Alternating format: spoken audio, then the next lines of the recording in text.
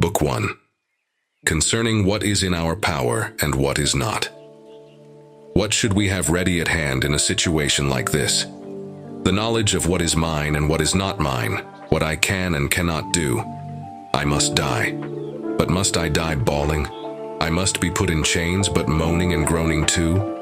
I must be exiled. But is there anything to keep me from going with a smile, calm and self-composed?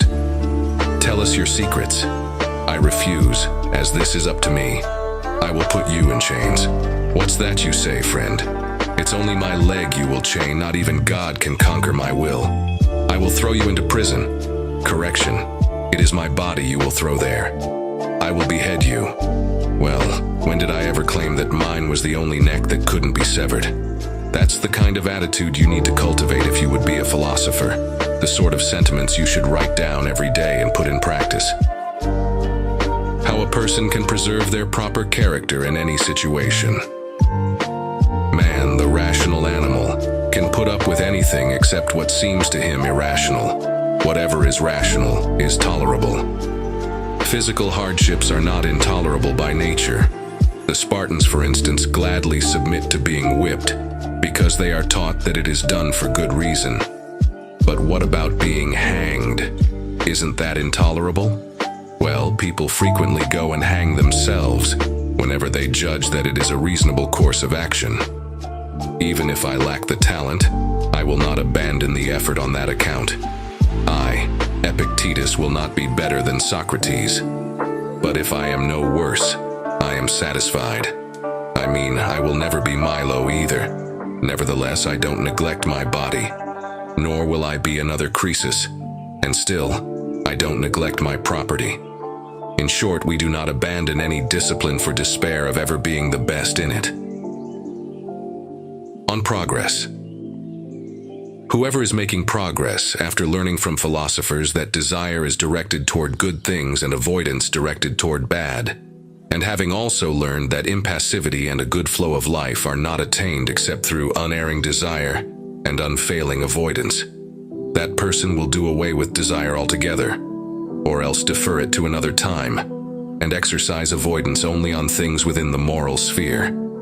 Because they know that if they try to avoid anything outside the moral sphere, they are going to run into something contrary to their aversion and face disaster. But if virtue holds this promise to secure happiness, impassivity, and a good flow of life, then progress toward virtue must involve progress toward these other states as well. Take the treatise on impulse and see how well I've read it. Idiot. It's not that I'm after. I want to know how you put impulse and repulsion into practice, and desire and avoidance as well. I want to know how you apply and prepare yourself, and how you practice attention, so that I can decide whether with you these functions operate in harmony with nature. If you are, in fact, acting in accord with nature, then show me, and I will be the first to say that you are making progress. But otherwise, be off. And rather than just comment on books, you might as well go write one yourself. But in the end, what good will it do you? Where is progress then? If there is anyone who renounces externals and attends instead to their character, cultivating and perfecting it so that it agrees with nature, making it honest and trustworthy, elevated, free, unchecked, and undeterred. And if they've learned that whoever desires or avoids things outside their control cannot be free or faithful, but has to shift and fluctuate right along with them, subject to anyone with the power to furnish or deprive them of these externals, and if from the moment they get up in the morning they adhere to their ideals, eating and bathing like a person of integrity, putting their principles into practice in every situation they face, the way a runner does when he applies the principles of running, or a singer those of musicianship. That is where you will see true progress embodied, and find someone who has not wasted their time making the journey here from home. But anyone whose sole passion is reading books, and who does little else besides, having moved here for this, my advice for them is to go back home immediately and attend to business there, because they left home for nothing. A student should practice how to expunge from his life sighs and sorrow, grief and disappointment, Exclamations like, "Poor me," and "Alas." He should learn what death is, as well as exile, jail, and hemlock. So at the end of the day, he can say, like Socrates in prison, "Dear Crito, if it pleases the gods, so be it," instead of, "Poor me, an old man. Is this what old age held in store for me?" Don't imagine that I am referring to anyone humble or obscure either. Priam says it. So does Oedipus. In fact, all the kings of legend can be found saying it. For what else are tragedies but the ordeals of people who have come to value externals, tricked out in tragic verse? On Providence. But difficult and disagreeable things happen in life. Well, aren't difficulties found at Olympia? Don't you get hot and crowded? Isn't bathing a problem? Don't you get soaked through in your seats when it rains? Don't you finally get sick of the noise, the shouting, and the other irritations? I can only suppose that you weigh all those negatives against the worth of the show and choose in the end to be patient and put up with it all. Furthermore, you have inner strengths that enable you to bear up with difficulties of every kind. You have been given fortitude, courage, and patience. Why should I worry about what happens if I am armed with the virtue of fortitude? Nothing can trouble or upset me or even seem annoying. Instead of meeting misfortune with groans and tears, I will call upon the faculty especially provided to deal with it.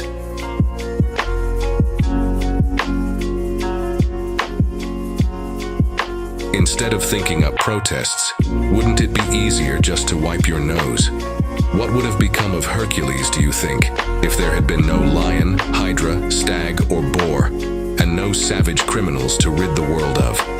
What would he have done in the absence of such challenges? Obviously, he would have just rolled over in bed and gone back to sleep. So by snoring his life away in luxury and comfort, he never would have developed into the mighty Hercules. And even if he had, what good would it have done him? What would have been the use of those arms, that physique, and that noble soul, without crises or conditions to stir him into action? In that case, perhaps he should have created them himself, by searching for a lion to bring into his land, and a boar and a hydra. That would have been the act of a fool and a fanatic. Still, by showing up and being discovered, they proved useful as tests of Hercules' manhood. On making mistakes. Why are we still lazy, indifferent, and dull? Why do we look for excuses to avoid training and exercising our powers of reason? Look, if I err in such matters, I haven't killed my father, have I? No, fool, for there was no father there for you to kill. What did you do instead? You made the only mistake you had the opportunity to make. On the death of the spirit before the body. For men who are meek and cowardly, though, there is no option but to write letters for them as if they were already dead. Please grant us the body of so-and-so together with his meager ration of blood. For really, such a person amounts to no more than a carcass and a little blood. If he were anything more, he would realize that no one is ever unhappy because of someone else. On the journey of self-examination.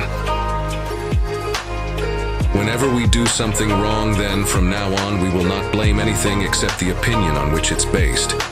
And we will try to root out wrong opinions with more determination than we remove tumors or infections from the body. By the same token, we will acknowledge opinion as the source of our good behavior too. But wife, child, slave, or neighbor, in the future we won't name any of them as authors of the evil in our lives, in the knowledge that, unless we judge things in a particular light, we won't act in the corresponding manner, and we, not externals, are the masters of our judgments. Agreed.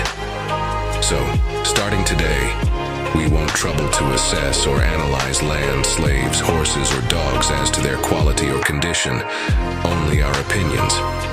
Well, I hope so, the man said. You see, you are going to have to become a student again, that universal figure of fun.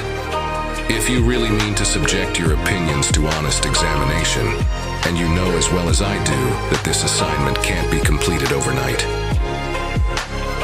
On satisfaction. You ought to realize you take up very little space in the world as a whole, your body, that is. In reason, however, you yield to no one, not even to the gods, because reason is not measured in size but sense.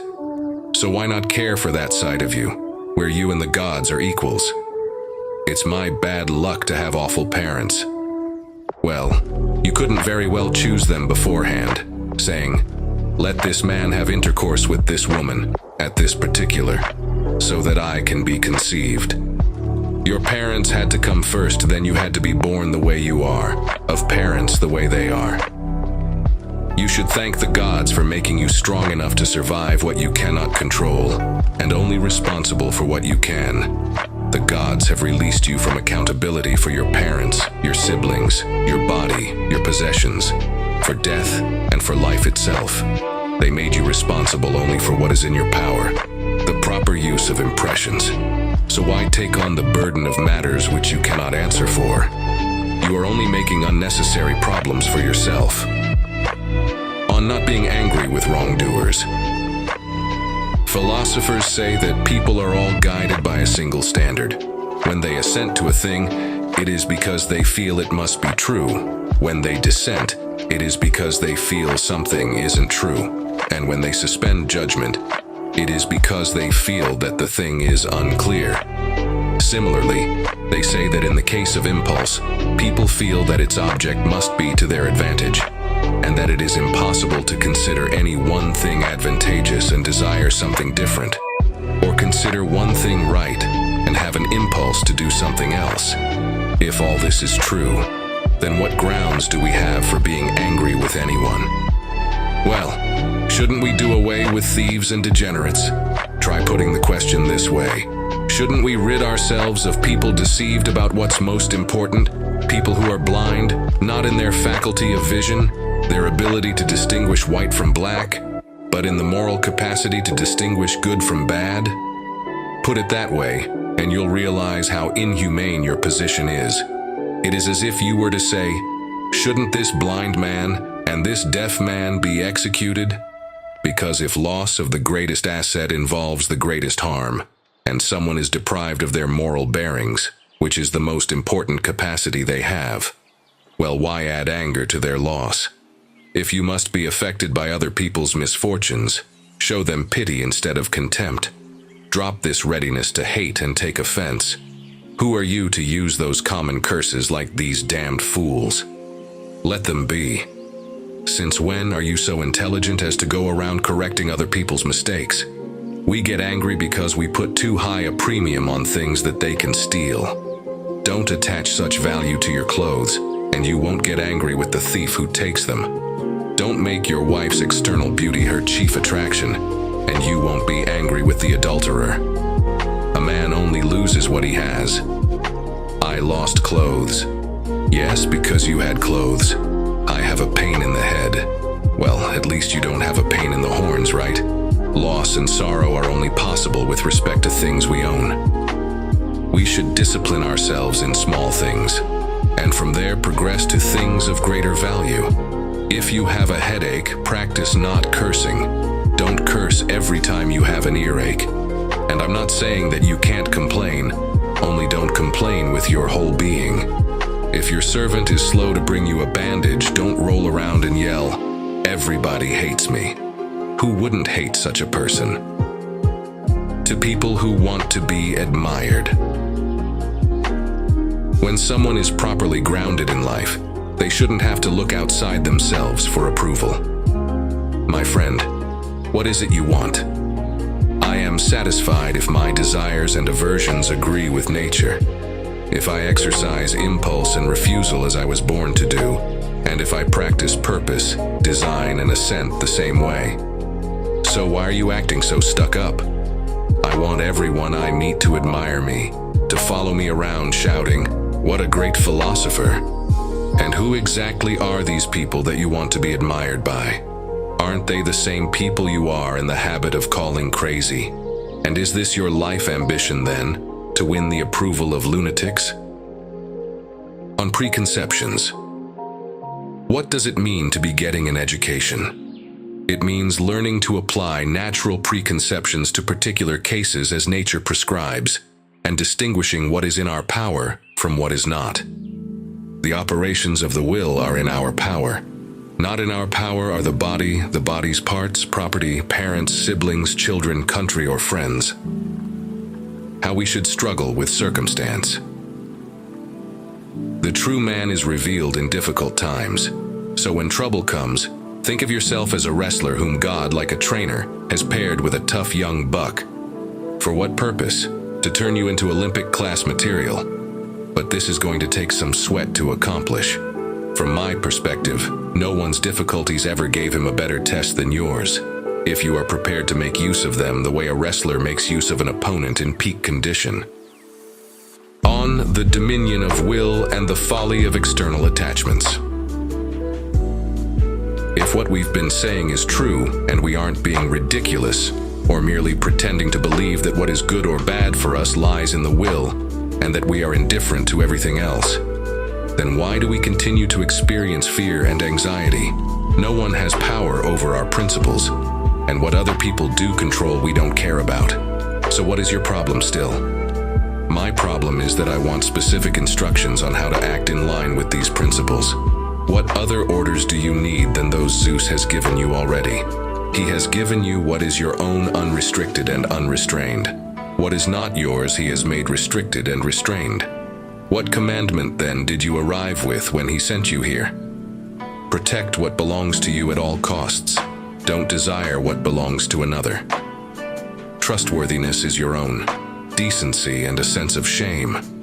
No one can take them from you or prevent you from using these qualities except yourself, which you do the moment you begin to care about what isn't yours, surrendering what is yours in the process.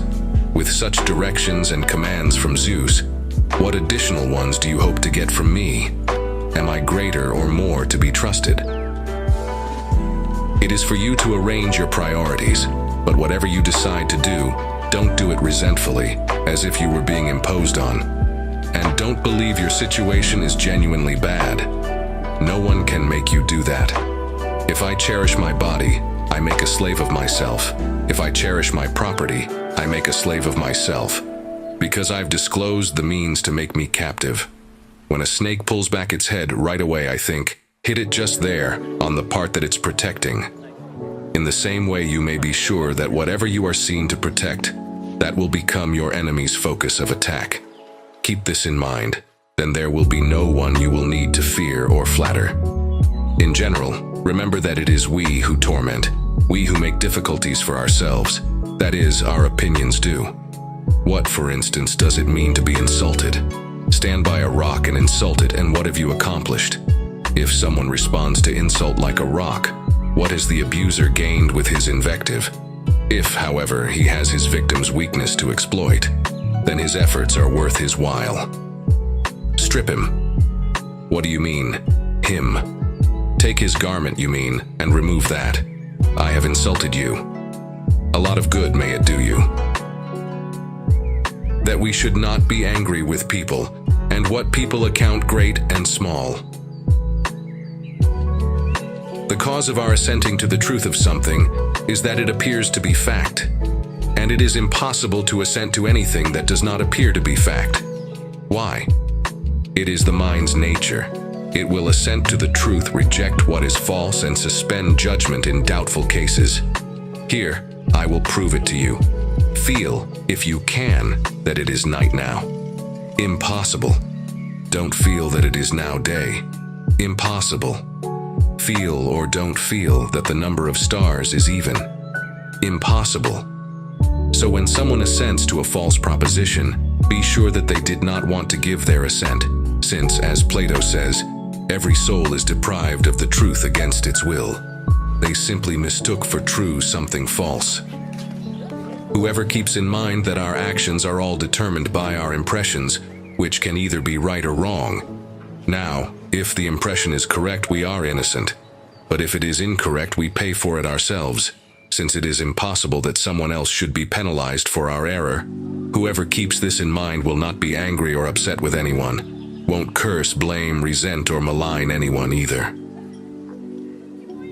What counts as good and bad for man can be found precisely in those respects in which he differs from the beasts. If his special qualities are kept safe behind stout walls, and he does not lose his honor, trustworthiness, or intelligence. then the man is saved. But lose or take away any of these qualities and the man himself is lost. Unsteadfastness, in the essence of good and evil, consists in the condition of our character, and externals are the means by which our character finds its particular good and evil. It finds its good by not attaching value to the means. Correct judgments about externals make our character good, as perverse or distorted ones make it bad. If a tyrant threatens me at court, I say, what is he threatening? If he says, I will put you in chains, I say, he is threatening my hands and feet. If he says, I will behead you, I say, he is threatening my neck. If he says, I will throw you into prison, I say, he is threatening my entire body. If he threatens exile, I say the same. Well then, aren't you threatened even a little? If I feel that these things are nothing to me, then no. But if I fear for any of them, then yes, it is I who am threatened. Who is there left for me to fear? And over what has he control? Not what is in my power, because no one controls that except myself. As for what is not in my power, in that I take no interest. Produce a person who can get the better of someone whose judgments are superior. You can't, though, try as you might. This is God's law and nature's. Let the best man win. But best in his area of expertise. One body is stronger than another body. Many bodies are stronger than one. A thief has the advantage here over one who is not a thief. This is how I came to lose my lamp. The thief was better than I am in staying awake. But he acquired the lamp at a price. He became a thief for its sake. For its sake, he lost his ability to be trusted. For a lamp, he became a brute. And he imagined he came out ahead. Fine words, you may say. But now I have been seized by the cloak and am being dragged downtown. Bystanders shout, "Hey, philosopher, what good did your views do you after all? Look, you're being hauled off to prison and soon will be beheaded." Well then, who is this man who is empowered to pass judgment on you? Does he know anything about what is religious or irreligious? Has he studied and learned about it? Where and from whom? You know, a musician has no consideration for anyone who mistakes the highest string on the lyre for the lowest.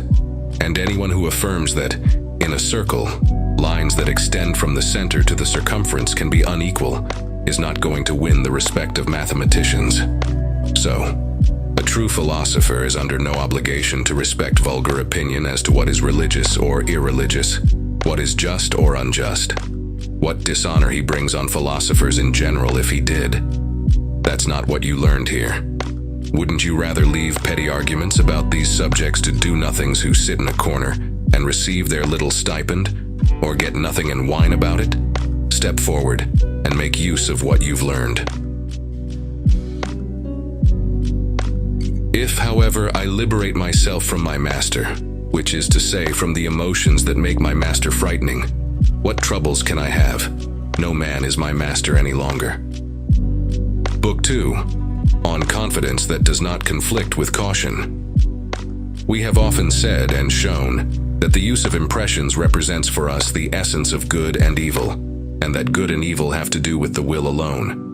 And if that is true, then nothing is impractical in the philosopher's advice to be confident in everything outside the will and cautious in everything under the will's control. For if evil is a matter of the will, then caution is needed there.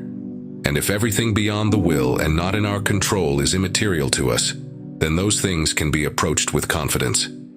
And so, you see, that's how we can be cautious and confident at the same time, and in fact, confident owing to our caution. For being on our guard against evils, we approach things whose nature is not evil in a spirit of assurance. Transfer caution to the will and the functions of the will, and the mere wish will bring with it the power of avoidance. But if we direct it at what is outside us and is none of our responsibility, wanting instead to avoid what's in the control of others, we are necessarily going to meet with fear, upset, and confusion. Death and pain are not frightening, it's the fear of pain and death we need to fear. Which is why we praise the poet who wrote, "Death is not fearful, but dying like a coward is." So be confident about death, and caution yourself against the fear of it. Just the opposite, in other words, of what we are doing now. Now we shrink from death, whereas our views about death hardly concern us. We hardly give them a thought, and are completely apathetic. On confidence and carefulness being compatible. Material things per se are indifferent, but the use we make of them is not indifferent. The question then is how to strike a balance between a calm and composed attitude on the one hand, and a conscientious outlook that is neither slack nor careless on the other. Model yourself on card players. The chips don't matter, and the cards don't matter. How can I know what the deal will be? But making careful and skillful use of the deal, that's where my responsibility begins. So in life, our first job is this: to divide and distinguish things into two categories. Externals I cannot control, but the choices I make with regard to them, I do control. Where will I find good and bad? In me, in my choices. Don't ever speak of good or bad, advantage or harm, and so on, of anything that is not your responsibility. Well, does that mean that we shouldn't care how we use them? Not at all. In fact, it is morally wrong not to care and contrary to our nature. Be careful how you use them, because it's not unimportant. But at the same time, be calm and composed, because things in themselves don't matter. Where it does matter, no one can compel me or stand in my way. And where I can be stopped or compelled, well, getting those things is not in my control, and not good or bad in any case. But the way I use them is good or bad, and depends on me. It isn't easy to combine and reconcile the two. The carefulness of a person devoted to externals and the dignity of one who's detached. But it's not impossible. Otherwise, happiness would be impossible. It's something like going on an ocean voyage. What can I do? Pick the captain, the boat, the date, and the best time to sail. But then a storm hits. Well, it's no longer my business. I have done everything I could. It's somebody else's problem now, namely the captain's. But then the boat actually begins to sink. What are my options? I do the only thing I am in a position to do, drown, but fearlessly, without bawling or crying out to God, because I know that what is born must also die. I am not Father Time, I'm a human being, a part of the whole, like an hour in a day. Like the hour I must abide my time, and like the hour, pass. On recognizing one's limits and the wisdom of humility. It is good to be clear about the level of your talent and training. That way, when unfamiliar topics arise, you will know enough to keep still and not be put out if there are students more advanced than you. You will show your own superiority in logic, and if others are disconcerted over that, mollify them by saying, "Well, I had a good teacher." The same applies to subjects that require some practical training. Don't pretend you have a particular skill if you don't yet. Yield to whoever has the requisite experience. And for your own part, take satisfaction in an awareness that your persistence is helping you become expert in the subject yourself. On the substance of the good. You, on the other hand, are a creature placed in charge, and a particle of God himself. There is a bit of God within you. Why don't you know of this relation and of your origins? When you eat, bear in mind who it is exactly you are feeding. When you have sex, reflect who you are during the act. In conversation, exercise, discourse, do you remember that it is God you are feeding, God you are exercising? You carry God around with you and don't know it, poor fool. Don't imagine I am talking about some external deity made of silver or gold. You carry the living God inside you and are blind to the fact that you desecrate him with your dirty words and dirty thoughts, none of which you would dare repeat if there were even a mere statue of a God nearby. God himself is there within, seeing and overhearing everything you do and say. And do you care? You pariah. You have no sense of your own heritage. He made you, and you mock him. Why? He not only made you, of all his creatures, you alone were given the power of self-determination. You not only ignore that, you bring shame on the faith he placed in you. You would not have been so negligent in caring for an orphan if God had put one in your way. He has entrusted you to yourself, saying, "I had no one more dependable than you." just see that he keeps the qualities he was born with: integrity, honor, dignity, patience, calmness, and poise. But you can't even do that. However, there will be people who say, "Why is this person so serious and self-important? If it seems like pretension, it's only because I don't have complete confidence in the principles that I've learned and espouse. I still fear for my own frailty. But grant me the confidence, and I will show you the right look and bearing. Then you will see the finished statue all bright and gleaming." That is the sort of person you'll find I am. Trustworthy, honorable, noble, and poised. Not, to be sure, immune to death, age, or disease like God, but still prepared to die and face illness with a godlike dignity. That much is mine to do, even if I cannot accomplish the rest. Social roles as a guide to conduct. Who are you? In the first place, a human being, which is to say, a being possessed of no greater faculty than free choice, with all your other faculties subordinate to it. Choice itself being unconfined and independent. Next, consider the gift of reason. It sets you apart from wild animals. It sets you apart from sheep. By virtue of these two faculties, you are a member of the universe with full citizen rights. You were born not to serve but to govern, because you understand the divine order and its pattern. Now, what does the title citizen mean? In this role, a person never acts in his own interest or thinks of himself alone, but like a hand or foot that had sense and realized its place in the natural order. All its actions and desires aim at nothing except contributing to the common good. If you lost the capacity to read or play music, you would think it was a disaster. But you think nothing of losing the capacity to be honest, decent, and civilized. Yet those other misfortunes come from some outside cause, while these are your own fault. Moreover, it is neither honorable to have those other abilities nor dishonorable to lose them, whereas it is dishonorable to lose these capacities and a misfortune for which we have only ourselves to blame. Well, does that mean that if someone wrongs me, I shouldn't hurt them in return? First of all, look at what wrongdoing is and remember what you have heard about it from philosophers. Because if good as well as bad really relate to our choices, then consider whether your position does not amount to saying something like, "Well, since that guy hurt himself with the injustice he did me, shouldn't I wrong him in order to hurt myself in retaliation?" So why don't we actually picture it to ourselves this way? Instead, we see injury only where physical or financial loss is incurred, whereas if the loss stems from our own choices, then we don't suspect any harm has been done. After all, we don't get a headache after an error in judgment or an act of injustice. We don't get eye trouble or stomach ache. We don't lose property, and for us, those are the only things that matter. As to whether our character will remain loyal and honest, or become false and depraved, we don't care about that in the least, except insofar as it comes up for examination in school. On nerves. Whenever I see a person suffering from nervousness, I think, well, what can he expect? If he had not set his sights on things outside man's control, his nervousness would end at once. Take a lyre player. He's relaxed when he performs alone, but put him in front of an audience, and it's a different story, no matter how beautiful his voice or how well he plays the instrument.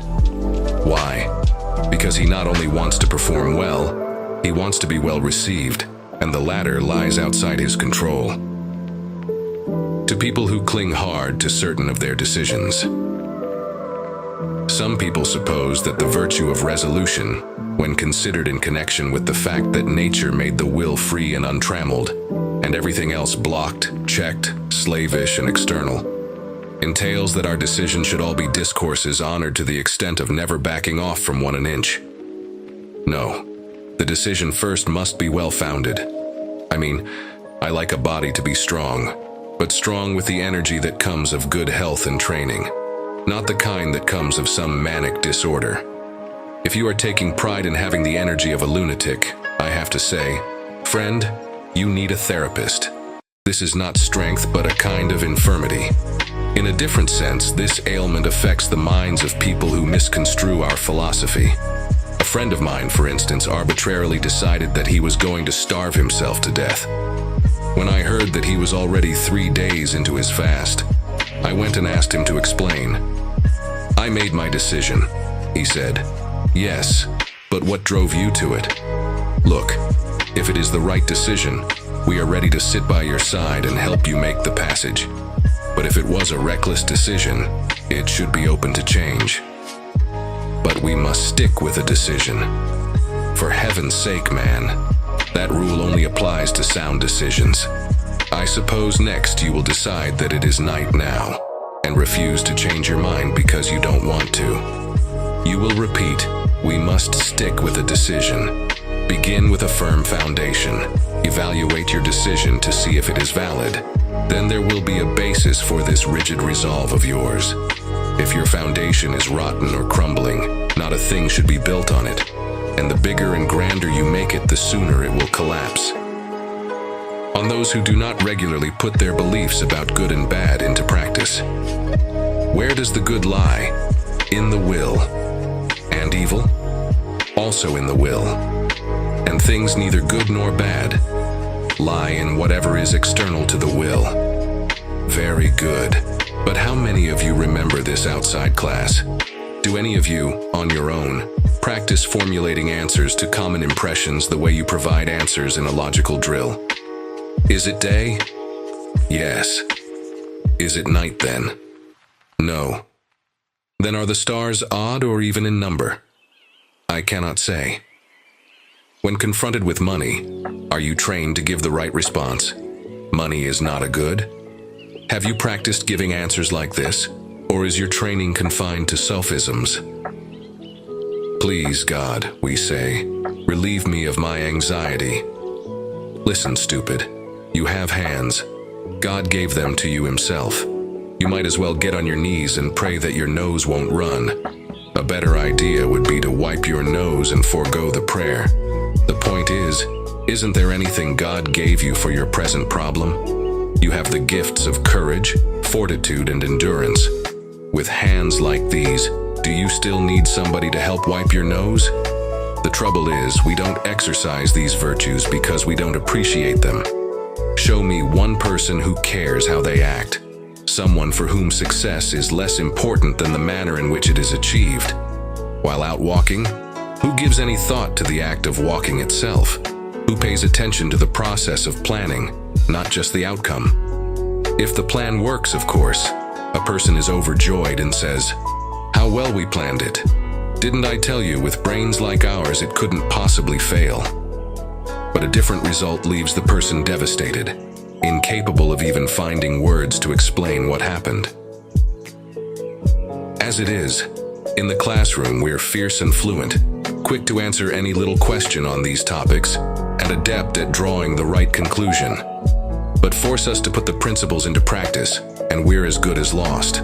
Let any danger loom, and you will discover what we really practiced and trained for. Then, because of our negligence, we forever compound our problems and make our situations out to be worse than they actually are.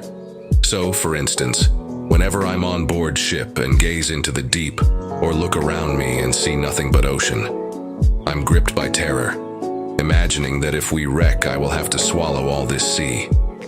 It doesn't occur to me that around 3 pints will about do me in. So is it the sea that terrifies me? No, it is my imagination. Again, in an earthquake, I am prone to picture the whole city coming down on top of me, whereas, in fact, a single brick is enough to dash my brains out. So what oppresses and scares us? It is our own thoughts, obviously. What overwhelms people when they are about to leave friends, family, old haunts, and their accustomed way of life? Thoughts do. Listen, as the saying goes, it's crisis time. Make a last desperate effort to gain freedom and tranquility, to be stoic. Lift up your head, like a person finally released from slavery. Dare to face God and say, "From now on, use me as you like. I am of one mind with you, I am your peer. Whatever you decide, I will not shrink from it. You may put me where you like, in any role regardless, officer or citizen, rich man or pauper, here or overseas. They are all just so many opportunities to justify your ways to man. by showing just how little circumstances amount to. No, instead you keep safe indoors, waiting for mother to come and feed you. What would Heracles have been had he just hung around the house? He would have been Eurystheus, not Heracles at all. Think about how many friends and companions Heracles made in consequence of traveling the world. None, however, was closer to him than Zeus, which is why he was rightly believed to be his son. It was in obedience to him that he went around wiping out crime and injustice. On the roots of misery and the conflict of desires. If your present desires are realistic for you personally, why are you frustrated and unhappy? If you are not trying to escape the inevitable, then why do you continue to meet with accident and misfortune? Why do you get what you do not want and don't get what you do? This is categorical proof of inner confusion and unhappiness. I want something to happen, and it fails to happen. Or I don't want something to happen, and it does. And can any creature be more miserable than I? On ways to fight against impressions. Every habit and faculty is formed or strengthened by the corresponding act. Walking makes you walk better. Running makes you a better runner. If you want to be literate, read. If you want to be a painter, paint. Go a month without reading, occupied with something else, and you'll see what the result is. And if you're laid up a mere 10 days, when you get up and try to walk any distance, you'll find your legs barely able to support you. So if you like doing something, do it regularly. If you don't like doing something, make a habit of doing something different. The same goes for moral inclinations. When you get angry, you should know that you aren't guilty of an isolated lapse. You've encouraged a trend and thrown fuel on the fire. When you can't resist sex with someone, don't think of it as a temporary setback. You've fed your weakness and made it harder to uproot. It is inevitable that continuous behavior of any one kind is going to instill new habits and tendencies while steadily confirming old ones. And as philosophers point out, this, of course, is how moral infirmities develop also. If you are seized by greed on some occasion, reason can be invoked to alert you to the danger. Then the passion will abate and the mind will be restored to its former balance. But if you don't bring anything by way of relief, the mind will not return to normal. When it's inflamed by an impression, it will yield to passion more quickly the next time.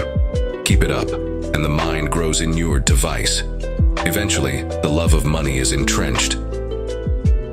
With these thoughts to defend you, you should triumph over any impression and not be dragged away. Don't let the force of the impression when first it hits you knock you off your feet. Just say to it, "Hold on a moment. Let me see who you are and what you represent. Let me put you to the test." Next, don't let it pull you in by picturing to yourself the pleasures that await you. Otherwise, it will lead you by the nose wherever it wants. Oppose it with some good and honorable thought, and put the dirty one to rout. Practice this regularly, and you'll see what shoulders, what muscles, what stamina you acquire.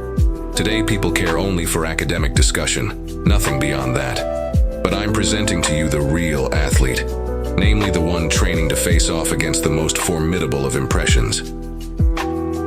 If you lose the struggle once, but insist that next time it will be different, then repeat the same routine. Be sure that in the end you will be in so sad and weakened a condition that you won't even realize your mistakes. You'll begin to rationalize your misbehavior. You will be living testimony to Hesiod's verse. Make a bad beginning, and you'll contend with troubles ever after. On inconsistency. People are ready to acknowledge some of their faults, but will admit to others only with reluctance. No one, at any rate, will admit to being stupid or obtuse. On the contrary, you hear people on every side saying, "If only I had as much luck as I have sense." Shyness they will concede, saying, "I'm a bit timid, I know, but I'm nobody's fool for all that." Hardly anyone admits to a lack of self-control. No one at all will admit to being unjust. Few will say that they are nosy or envious, but most will allow that they are liable to feel pity. What's the cause of all this? Mainly it's inconsistency and confusion with regard to what is good and bad. But though values differ, as a rule people will admit to practically nothing that they regard as dishonorable. Timidity they take to be the sign of a sensitive nature, pity too. But stupidity they look on as the mark of a slave. Nor are they quick to confess to selfish or asocial behavior. In general, where people are led to acknowledge a fault, it is because they imagine there is something involuntary about it. So it is with shyness and pity. Even if they confess to a lack of self-control, love is usually blamed to gain sympathy for something supposedly beyond our control. Injustice, on the other hand, they don't consider involuntary in any sense. But jealousy, in their view, has an instinctive air about it, so they will own up to that too. Surrounded as we are by such people, so confused, so ignorant of what they're saying and of whatever faults they may or may not have, where those faults came from and how to get rid of them, I think we too should make a habit of asking ourselves, could it be that I'm one of them too? What illusion about myself do I entertain? How do I regard myself? As another wise man, as someone with perfect self-control? Do I too ever make that boast about being prepared for whatever may happen? If I don't know something, am I properly aware that I don't know it? Do I come to a teacher as ready to submit to his instruction as if it issued from an oracle? Or am I one of those little snots who attend school for the sole purpose of memorizing its doctrines and becoming familiar with books previously unknown to me, so that, God willing, I can lecture on them to others? On the art of expression. This faculty of expression and arranging words, if it really is a faculty, does nothing more than dress up and organize words on a given topic, the way a hairdresser arranges hair. But whether to speak at all or remain silent, and then, if the former, whether it is better to speak this way or that, and if this is or is not appropriate. In short, determining the right time and utility for every speech. All these are the province of the will, so don't expect it to come forward and vote for anything but itself. But what if all this is true, and the subordinate element can still be superior to what it serves, as for instance the horse to the rider, the dog to the hunter, the instrument to the musician, or a subject to his king? Look, what puts the other faculties to use? The will. What administers all of them? Then, what destroys the person as a whole, sometimes by hunger, sometimes by hanging, sometimes by jumping off a cliff? The will. Is there anything in the human sphere, then, that takes precedence? How can anything subject to obstruction be stronger than something that is not? Now both the will and externals are fitted by nature to obstruct the power of sight, as well as speech and hearing. But what can obstruct the will? Nothing external. Only the will can turn back on and obstruct itself, which is why virtue and vice apply to it and it alone. If some things are of greater value, however, that does not mean we should slight the contribution of the others. The faculty of expression has its utility, even if it is less than the power of the will. So let no one suppose that in saying this, I am suggesting that you should be careless of how you express yourself, any more than you should neglect your eyes, ears, hands, feet, clothes, or shoes. But if I'm asked to name the greatest element of all, what am I to say? The faculty of speech? I cannot. It is the faculty of the will, when rightly applied, since it controls speech as well as every other faculty, great and small. It is by putting this right that a good person becomes good. When its purpose fails, he turns bad. It determines whether we are to know happiness or not, and whether we will be on hostile or amicable terms with our neighbors. Simply put, ignore it and unhappiness results. Give it your attention and your happiness is assured. Book 3, on the question of what the material proper to the good person is, and what the goal is they should strive to achieve. Here is the primary means of training yourself. As soon as you leave in the morning, subject whatever you see or hear to close study. Then formulate answers as if they were posing questions. Today, what did you see? Some beautiful woman or handsome man? Test them by your rule. Does their beauty have any bearing on your character? If not, forget them. What else did you see? Someone in mourning for the death of a child. Apply your rule. Death too is indifferent, so dismiss it from your mind. A consul crossed your path. Apply your rule. What category of thing is a consulship? A good of the mind or one of matter? If it's the latter, then out with it. It failed our test. If it is nothing to you, reject it. As it is, though, we are overcome by every impression that we meet. Only in school, if even there, does our brain briefly come to life. Outside school, whenever we see a person in mourning, we think to ourselves, she's crushed. If we happen to spy a consul, we think, there goes one lucky man. The sight of a person in exile elicits how tragic in response. A beggar prompts us to think, poor guy, he doesn't even have money enough for food. These are the insidious opinions we need to concentrate hard to expunge. What, after all, are sighing and crying except opinions? What is misfortune? An opinion. And sectarian strife, dissension, blame and accusation, ranting and raving, they all are mere opinion, the opinion that good and bad lie outside us. Let someone transfer these opinions to the workings of the will, and I personally guarantee his peace of mind, no matter what his outward circumstances are like. On self-improvement. What does Socrates say?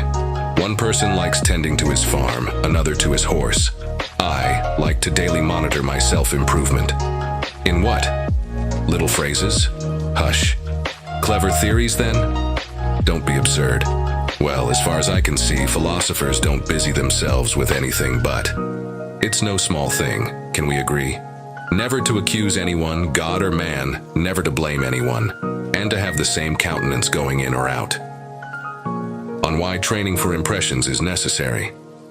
Just as we practice answering sophistic questions, so should we train for impressions every day, as they implicitly pose their own questions. So-and-so's son died. The question. Answer, since it's nothing he can control, it isn't bad. So-and-so's father left his son nothing when he died. Not something the son can control, so not bad. Caesar condemned him. Outside his control, not bad. He lamented these events. That is in his control, and bad. He withstood it like a man. That is in his control, and good. If we make a habit of such analysis, we will make progress, because we will never assent to anything unless it involves a cognitive impression. His son died. What happened? His son died. Nothing else? Nothing. The ship was lost. What happened? The ship was lost. He was thrown into jail. What happened? He was thrown into jail. He's in a bad situation is a stock comment that everyone adds on their own account. On why every circumstance represents an opportunity. No one calls good the fact that it is day, or bad that it is night, or the greatest of evils that 3 is equal to 4. No, they call correct judgment good and incorrect judgment bad.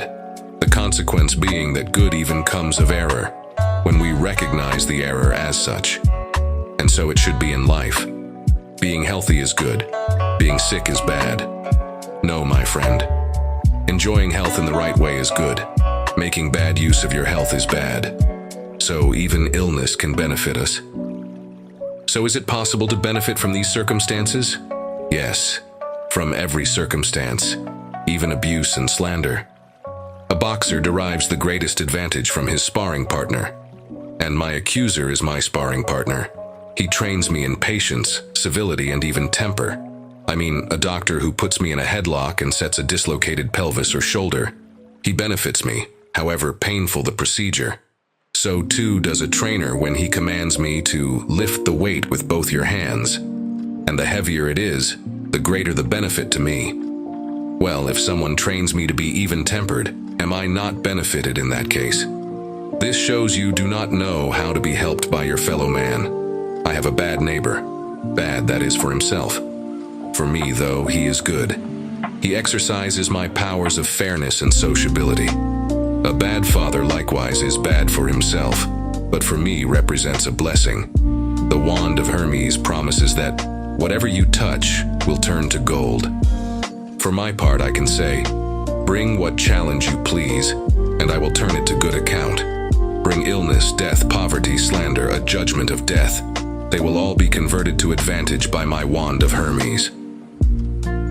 Book 4. On Freedom.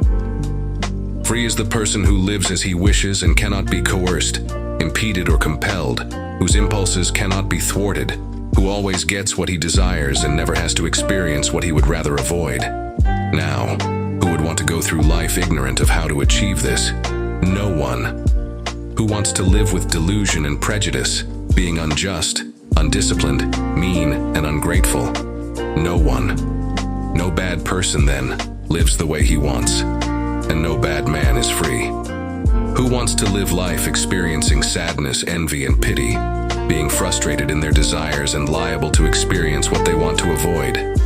No one. So can we find any bad person who is without sadness, fear, frustration, or misfortune? No. No more then can we find one who is free. Now you have heard this stated as a general principle. Consider how it is borne out in particular cases. Take someone in want of something under the control of people other than himself.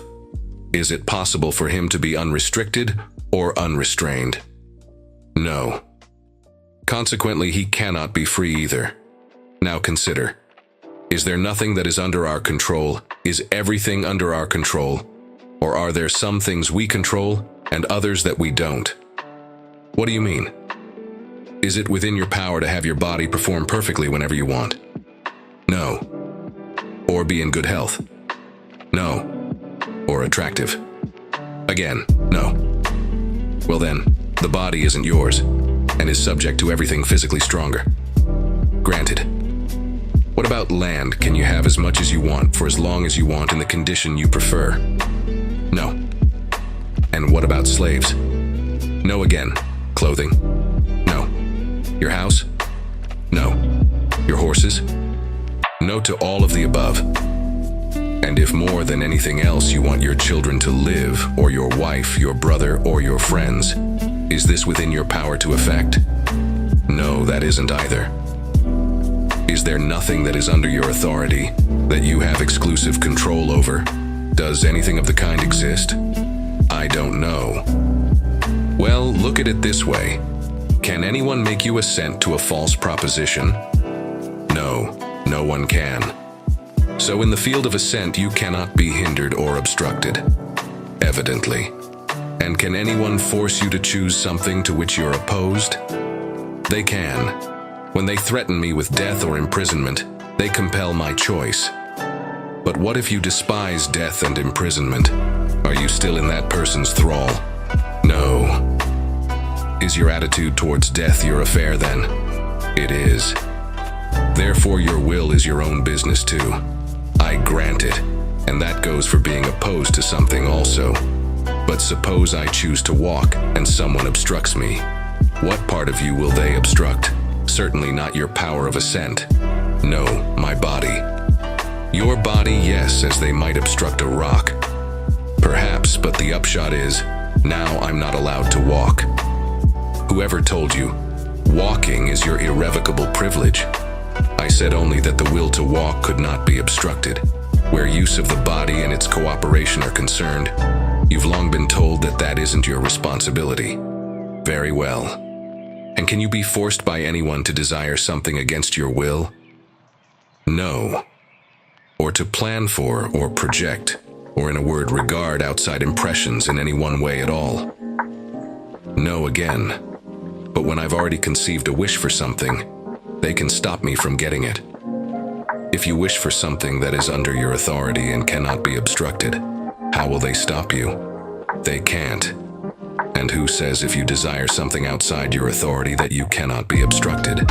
Well, should I not desire health then? No, nor for that matter anything else outside the limits of your authority. And whatever you cannot produce or preserve at will lies outside your range. Don't let your hands go near it, much less your desire. Otherwise, you've consigned yourself to slavery and submitted your neck to the yoke, as you do whenever you prize something not yours to command, or grow attached to something like health that's contingent on God's will. and variable, unstable, unpredictable, and unreliable by nature. When you're thus practiced and prepared to discriminate between what belongs to you and what doesn't, what is subject to hindrance and what is not, and are ready to regard the latter as important to you and the former as irrelevant, then is there anyone, any more you need be frightened of? No, because what would you fear them for? Not the things that are your own, that constitute the essence of what is good and bad, because no one has power over them but you. You can no more be blocked or deprived of them than can God. How is a fortress demolished? Not with weapons or fire, with judgments. We can capture the physical fortress, the one in the city, but our judgments about illness or about attractive women remain to be dislodged from the fortress inside us, together with the tyrants whom we host every day, though their identities change over time. It's here that we need to start attacking the fortress and driving the tyrants out. Surrender the body and its members, physical faculties, property, reputation, office, honors, children, siblings, repudiate them all. And if the tyrants are expelled from it, the fortress itself will not have to be destroyed, not at least as far as I'm concerned. For it does me no harm while it stands. The tyrant's bodyguards too can stay, for how can they affect me? Their sticks, their spears, and their knives are meant for other people. I personally was never kept from something I wanted, nor had forced upon me something I was opposed to. How did I manage it? I submitted my will to God. He wants me to be sick. Well then, so do I. He wants me to choose something, then I choose it. He wants me to desire something, I desire it. He wants me to get something, I want the same. Or he doesn't want me to get it, and I concur. Thus I even assent to death and torture. Now no one can make me or keep me from acting in line with my inclination, any more than they can similarly manipulate God. For you will learn by experience that it's true. The things that men admire and work so hard to get prove useless to them once they're theirs. Meanwhile, people to whom such things are still denied come to imagine that everything good will be theirs if only they could acquire them. Then they get them, and their longing is unchanged, their anxiety is unchanged, their disgust is no less, and they still long for whatever is lacking. Freedom is not achieved by satisfying desire, but by eliminating it. Assure yourself of this by expending as much effort on these new ambitions as you did on those elusive goals. Work day and night to attain a liberated frame of mind. On staying vigilant. If you forfeit an external possession, make sure to notice what you get in return. If it is something more valuable, never say, "I have suffered a loss." It is no loss if you get a horse in return for an ass, cattle for sheep, a kind act for a little money, real peace in place of idle chatter, decency in exchange for vulgarity. Bear this in mind, and you will everywhere preserve your proper character. Forget it, and I assure you that your time here will be a waste, and whatever care you are now expending on yourself will all go down the drain. Very little is needed for everything to be upset and ruined, only a slight lapse in reason. It's much easier for a mariner to wreck his ship than it is for him to keep it sailing safely. All he has to do is head a little more upwind and disaster is instantaneous. In fact, he does not have to do anything. A momentary loss of attention will produce the same result. It's much the same in our case. If you doze off, all your progress up to that point will be negated. So keep a sharp eye on your impressions and never fall asleep. It is no small thing that is being watched over. It equates with honesty, trustworthiness, and stability. It is freedom from passion, grief, fear, and consternation. It is freedom itself. What are you going to get when you trade your freedom away? Check to see what your proud new possessions will be worth. But I won't be getting anything like it in return. If you go ahead and get it anyway, consider again what you are getting for it. To those intent on living quietly. Remember, it isn't just desire for power and money that makes a man humble and deferential towards others, but also desire for the opposite, for a life of peace and quiet, of travel and scholarship.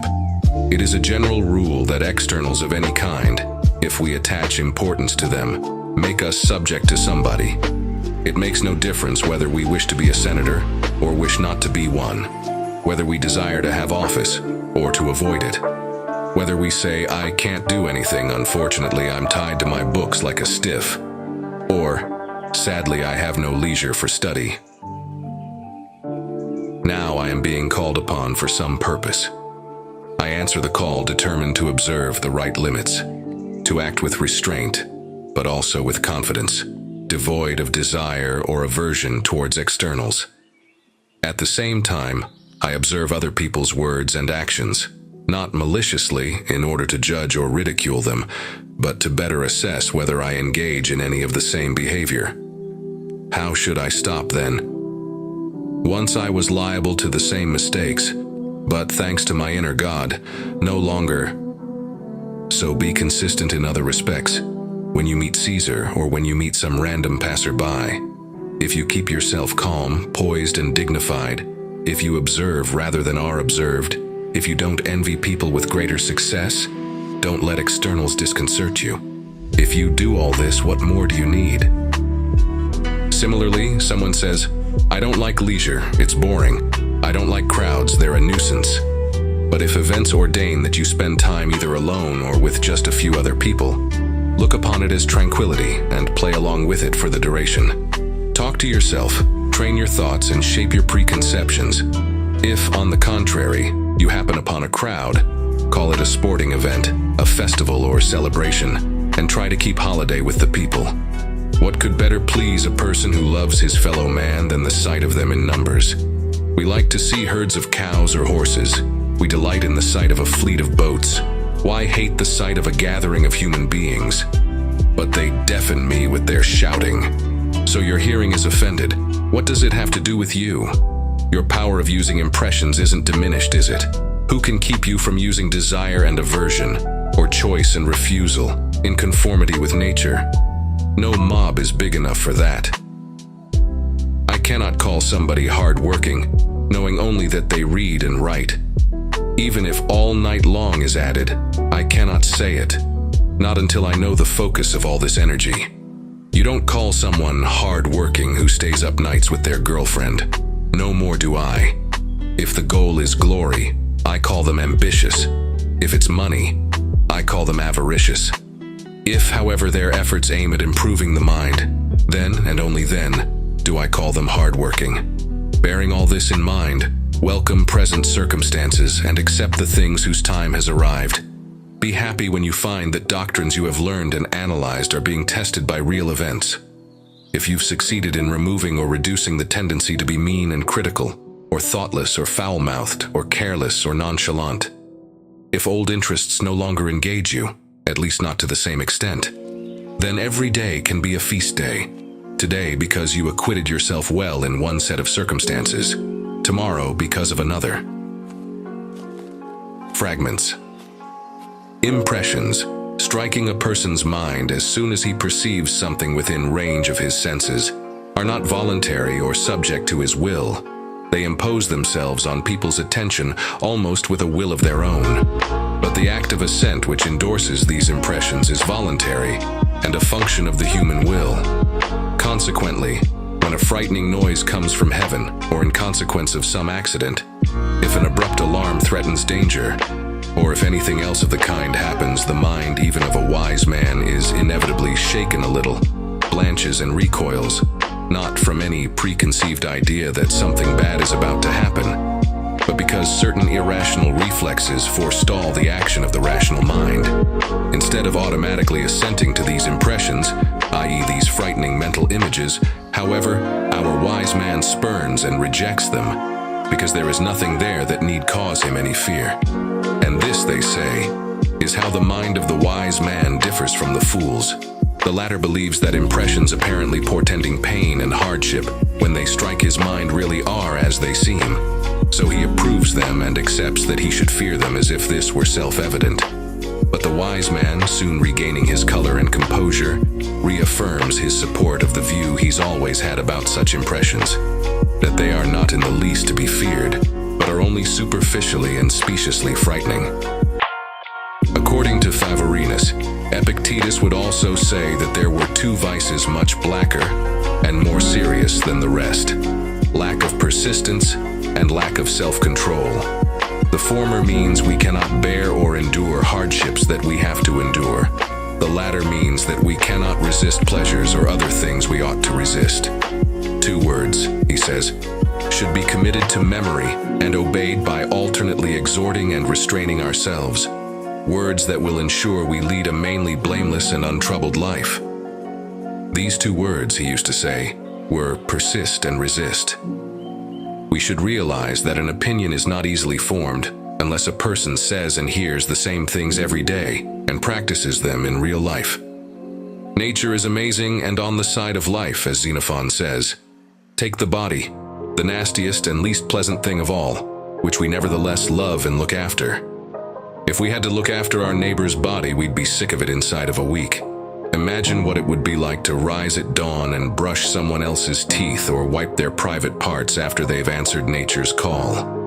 Really, it's amazing that we can love something that on a daily basis requires so much of our attention. I stuff this paunch, then empty it. And what could be more tedious? But God must be obeyed, and so I live on and put up with washing, feeding, and housing my miserable body. When I was younger, it asked something else of me, and I put up with that too. So why can't you tolerate it, when nature, which gave you this body, asks for it back? But I love it. Wasn't it nature, as I just finished saying, that made you love it?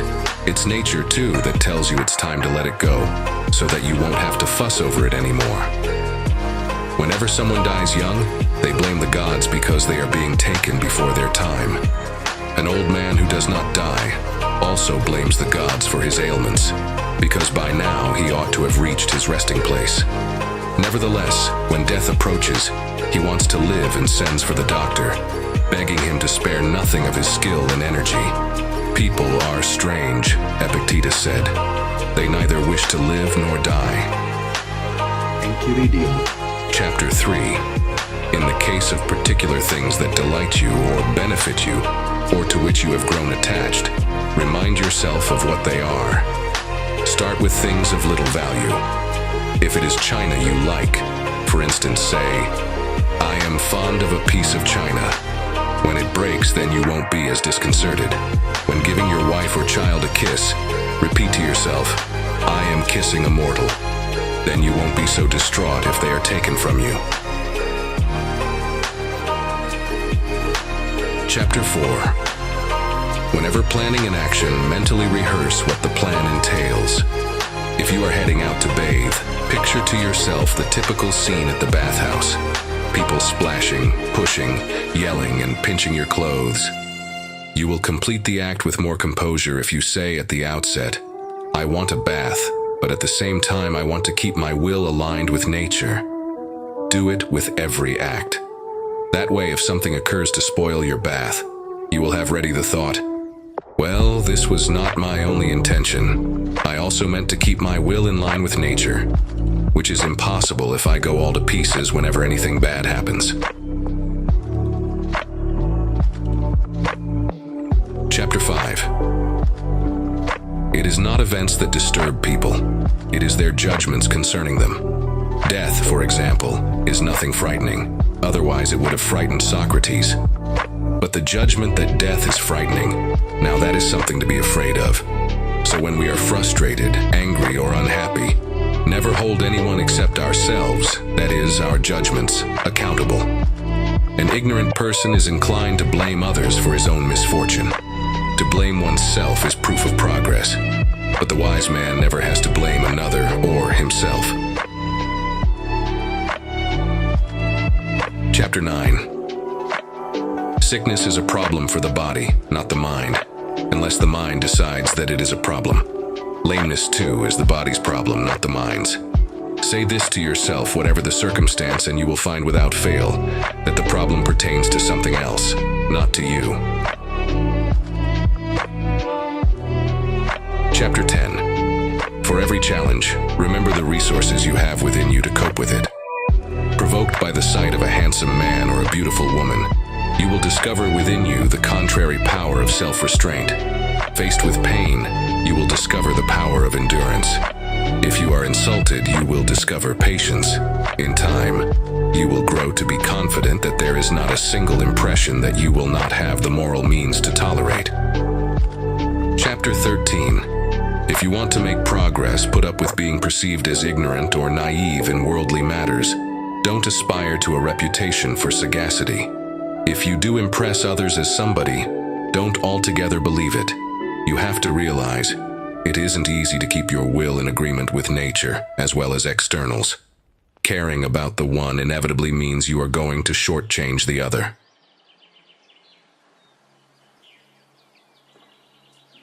Chapter 20. Remember, it is not enough to be hit or insulted to be harmed. You must believe that you are being harmed. If someone succeeds in provoking you, realize that your mind is complicit in the provocation, which is why it is essential that we not respond impulsively to impressions. Take a moment before reacting, and you will find it is easier to maintain control. Chapter 26. We can familiarize ourselves with the will of nature by calling to mind our common experiences. When a friend breaks a glass, we are quick to say, "Oh, bad luck." It's only reasonable then that when a glass of your own breaks, you accept it in the same patient spirit. Moving on to graver things. When somebody's wife or child dies, to a man we all routinely say, "Well, that's part of life." But if one of our own family is involved, then right away it's poor, poor me. We would do better to remember how we react when a similar loss afflicts others. Chapter 28. If your body was turned over to just anyone, you would doubtless take exception. Why aren't you ashamed that you have made your mind vulnerable to anyone who happens to criticize you, so that it automatically becomes confused and upset? Chapter 29. Reflect on what every project entails in both its initial and subsequent stages before taking it up. Otherwise, you will likely tackle it enthusiastically at first, since you haven't given thought to what comes next. But when things get difficult, you'll wind up quitting the project in disgrace. You want to win at the Olympics? So do I. Who doesn't? It's a glorious achievement, but reflect on what's entailed both now and later on before committing to it. You have to submit to discipline, maintain a strict diet, abstain from rich foods, exercise under compulsion at set times in weather hot and cold, refrain from drinking water or wine whenever you want. In short, you have to hand yourself over to your trainer as if he were your doctor. And then there are digging contests to endure, and times when you will dislocate your wrist, turn your ankle, swallow quantities of sand, be whipped, and end up losing all the same. Consider all this, and if you still want to, then give athletics a go. If you don't pause to think, though, you'll end up doing what children do, playing at wrestler 1 minute, then gladiator, then actor, then musician. And you're an athlete now, next to gladiator, an orator, a philosopher, but nothing with all your heart. You're like a monkey who imitates whatever it happens to see, infatuated with one thing after another. You haven't approached anything attentively or thought things through. Your approach to projects is casual and capricious. Some people likewise see a philosopher or hear someone like Euphrates lecture, only who can lecture like him, and get it in their heads to become philosophers too. Listen, friend, research the role, then assess your capacity to fill it, just as you assess your arms, thighs, and back if you hope to be a wrestler or pentathlete. We are not all cut out for the same thing. Do you think that as a philosopher you can eat and drink or exercise desire and aversion as you do at present? You have to stay up nights, put up with pain, leave your family, be looked down on by slaves, suffer ridicule from strangers, be outdone in status, in power, in legal matters. Get the worst of it, in other words, down to the last little thing. Ponder whether you're prepared to pay this price for serenity, freedom, and calm. If not, then don't go near it. Don't, like children, be a philosopher now, a tax officer later, then an orator or politician. These roles don't mix. You have to be one person, good or bad. You have to care either for your mind or for material things. Specialize in what is within you or without, which is to say, you have to stick to the role of philosopher or layman. Chapter 34. As with impressions generally, if you get an impression of something pleasurable, watch yourself so that you are not carried away by it. Take a minute and let the matter wait on you. Then reflect on both intervals of time. The time you will have to experience the pleasure, and the time after its enjoyment that you will beat yourself up over it. Contrast that with how happy and pleased you'll be if you abstain. If the chance to do the deed presents itself, take extra care that you are not overcome by its seductiveness, pleasure, and allure. Counter temptation by remembering how much better will be the knowledge that you resisted. Chapter 35. If you decide to do something, don't shrink from being seen doing it, even if the majority of people disapprove. If you're wrong to do it, then you should shrink from doing it altogether. But if you're right, then why worry how people will judge you? Chapter 42. Whenever anyone criticizes or wrongs you, remember that they are only doing or saying what they think is right. They cannot be guided by your views, only their own. So if their views are wrong, they are the ones who suffer insofar as they are misguided.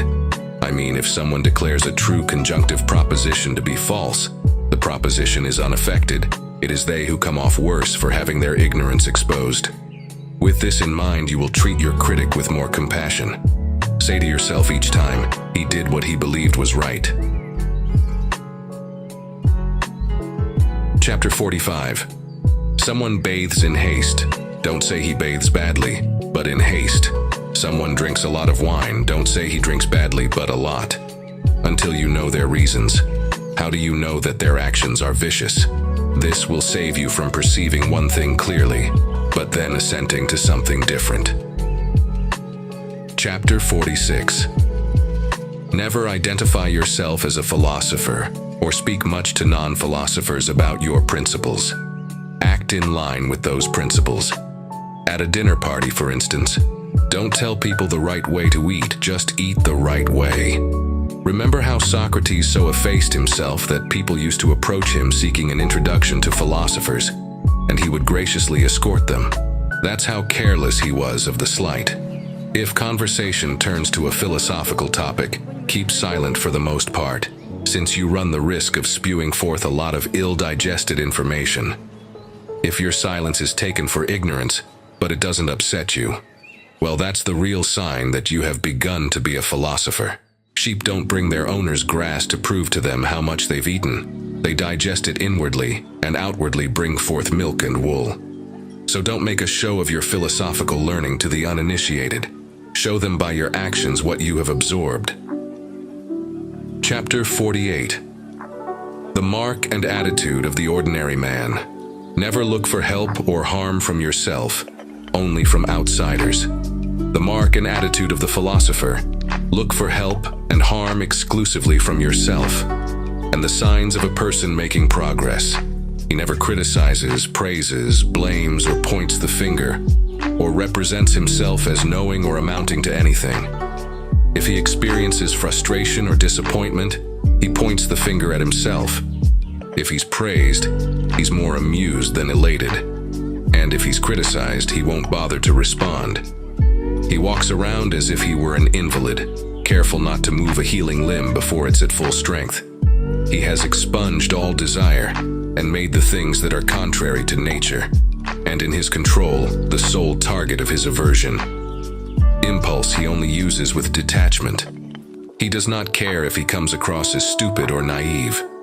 In a word, he keeps an eye on himself as if he were his own enemy lying in ambush. Chapter 51. How long will you wait before you demand the best of yourself and trust reason to determine what is best? You have been introduced to the essential doctrines and claim to understand them. So what kind of teacher are you waiting for that you delay putting these principles into practice until he comes? You're a grown man already, not a child anymore. If you remain careless and lazy, making excuse after excuse, fixing one day after another when you will finally take yourself in hand, your lack of progress will go unnoticed, and in the end, you will have lived and died unenlightened. Finally decide that you are an adult who is going to devote the rest of your life to making progress. Abide by what seems best as if it were an inviolable law. When faced with anything painful or pleasurable, anything bringing glory or disrepute, realize that the crisis is now, that the Olympics have started, and waiting is no longer an option, that the chance for progress, to keep or lose, turns on the events of a single day. That's how Socrates got to be the person he was, by depending on reason to meet his every challenge. You're not yet Socrates, but you can still live as if you want to be him.